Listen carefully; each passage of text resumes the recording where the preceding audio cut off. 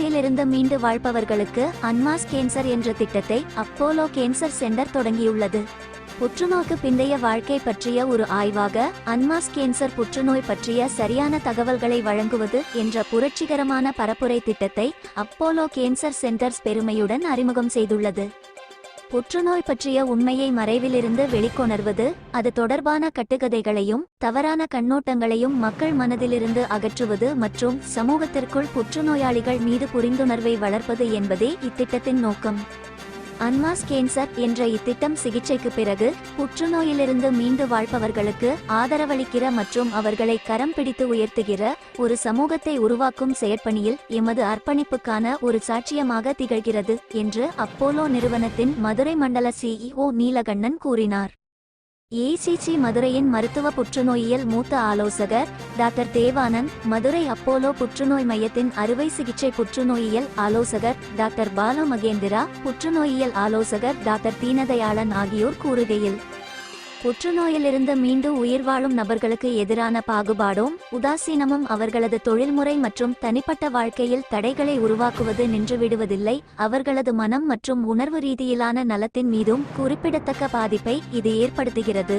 இந்த முக்கியமான பிரச்சினை மீது சமூகத்திற்கு எடுத்துக்கூறி உணர்வூட்டுவதற்கான ஒரு முதன்முறை முயற்சியாகவும் அணுகுமுறையாகவும் அன்மாஸ் கேன்சர் திட்டம் மேற்கொள்ளப்படுகிறது என கூறினர்.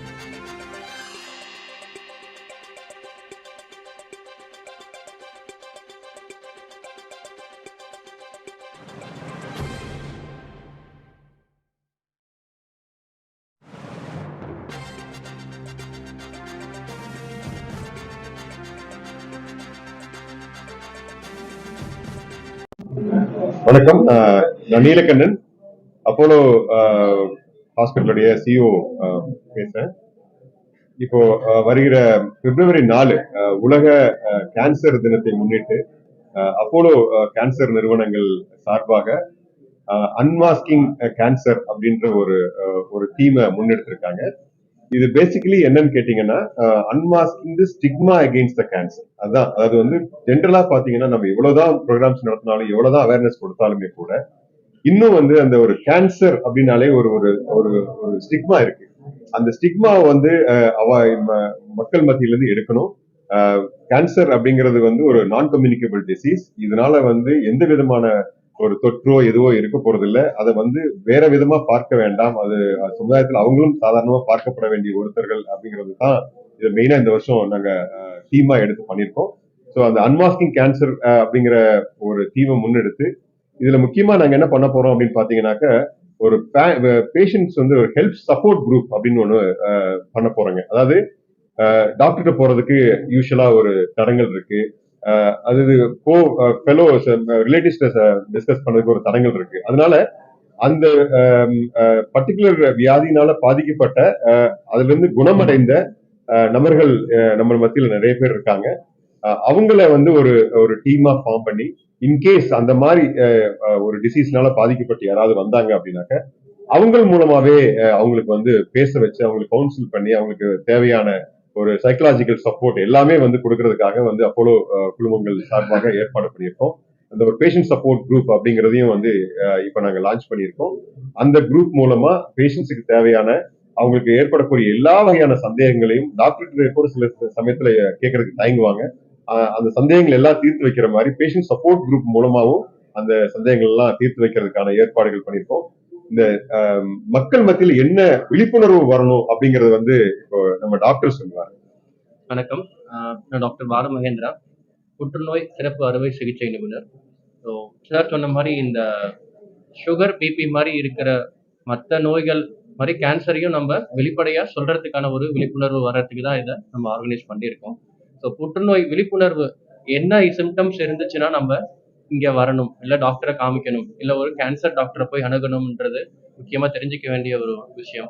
மற்றும் கட்டி வலியில்லா கட்டி எங்கேயாவது உடம்புல தென்பட்டுச்சு, ஒரு 40-50 வயசுக்கு மேல இருக்கிறவங்களுக்கு ஒரு 3 வாரத்துக்கு மேல அந்த கட்டி குறையில இல்லை அதிகமாயிட்டே போயிட்டு இருக்கு சைஸ் அப்படின்னா நம்ம கண்டிப்பா ஒரு மருத்துவர் அணுக வேண்டியது ரொம்ப மிக அவசியம். அது எஸ்பெஷலி பெண்களுக்கு மார்புலையோ இல்லை அக்கல்லையோ வலியில்லா கட்டி இருந்ததுன்னா நம்ம காமிச்சிக்க வேண்டியது மிக அவசியம். அது இல்லாம 3 வாரத்துக்கு மேல எந்த சிம்டம்ஸ் சொல்ல போற சிம்டம்ஸ் எது இருந்தாலும் நம்ம கண்டிப்பா தெரிஞ்ச ஒரு டாக்டர், எஸ்பெஷலி ஒரு கட்டி வந்துட்டு கேன்சர் கட்டியா இல்லையா தெரிஞ்சுக்க சொல்ல வேண்டியது முக்கியமா வந்துட்டு ஒரு கேன்சர் டாக்டர் தாங்க. கேன்சர் டாக்டர் தான் அது தெளிவா கேன்சர் இல்லைன்னு சொல்ல முடியும். கேன்சர் இருக்குன்னு சொல்றதே வந்துட்டு சொல்றதை விட கேன்சர் இல்லைன்ற டயக்னோசிஸ் அதுதான் மக்களுக்கு பெருமகிழ்ச்சி கொடுக்கும். அது இல்லைன்றதை நாங்க தான் சொல்ல முடியும். இருக்கிறத இல்லைன்னு சொல்லிட்டு ஒரு 2 மாசம் கழிச்சு பெருசா வளர்ந்ததுக்கு அப்புறம் எங்ககிட்ட வந்த நிறைய பேர் இருக்கிறாங்க.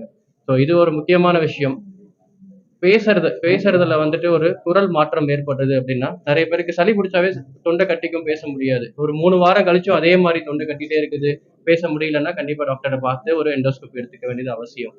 அதே மாதிரி இங்க கழுத்துல நெறிகட்டிகள் சில பேருக்கு வரலாம், வளர்ந்துகிட்டே போகுது. வாயில இந்த பல்லுல இன்ஃபெக்ஷன் இருந்தாலும் இது மாதிரி வரும் நெறிகட்டிகள். வலிக்கும், தானாவே ஒரு வாரத்துல செட்டில் ஆயிடும், இல்லைன்னா ஒரு ஆன்டிபயோட்டிக் எடுத்தாலும் செட்டில் ஆயிடும்.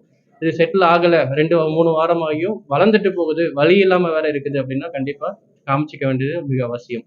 மோஷன் போறதுல மலச்சிக்கல் ஏற்படுது, அது 3 வாரம் 4 வாரம் ஆகியும் செட்டில் ஆகல, மருந்து குடிச்சாலும் இனிஷியலா ஒரு லூஸ் டூல்ஸ், அதாவது ஒரு 10 ml மருந்து குடிக்கிறோம் மோஷன் போகிறதுக்கு, அது அப்படியே அந்த குவான்டிட்டி இன்க்ரீஸ் ஆகிட்டே போயிட்டு இருக்கு அப்படின்னா அதுவும் டாக்டர்கிட்ட காமிச்சிக்க வேண்டியது அவசியம். தேவைன்னா நம்ம அந்த நபர்களுக்கு கொலனோஸ்கோப்பின்னு ஒரு டெஸ்ட் பண்ணி பார்த்துட்டு நம்ம இது பண்ணலாம்.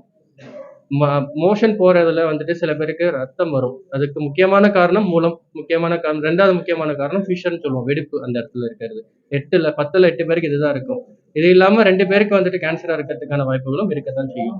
இன்னைக்கு டாக்டர்கிட்ட போனதான் அவங்க கரெக்டா இது தேவை, இதுக்கு எவாலுவேஷன் தேவை, இதுக்கு கொலனோஸ்கோபி தேவைன்றதெல்லாம் அவங்க சொல்ல முடியும். லாஸ்டா எங்கேயாச்சும் ஒரு இடத்துல மறு இருக்கும் சில பேருக்கு. இதுக்கு லெஸ் காமன் கேன்சர் தான் பெலிக்னன்ட் மெலனோமான்னு சொல்லுவோம். இந்த மறு வந்துட்டு ஆனா ரொம்ப அக்ரெசிவா வேகமா வளர்ந்துட்டு போகும். அதுல இருந்து ரத்தம் வரலாம், இல்ல அந்த கலர் மாறலாம். சின்ன வயசுல இருந்து மறு இருக்கும், கடைசி ஒரு 40 வயசு வரைக்கும் அதே சைஸ்ல இருந்துட்டு இருக்கும். 41வது வயசுல ஒரு 2 மாசத்துலயே வளர ஆரம்பிச்சிருச்சு, இல்ல அது கலர் மாற ஆரம்பிச்சிருச்சு அப்படின்னா அது ரொம்ப மிக அவசியமா ஒரு கேன்சர் டாக்டர் பார்க்க வேண்டிய ஒரு சுச்சுவேஷன்.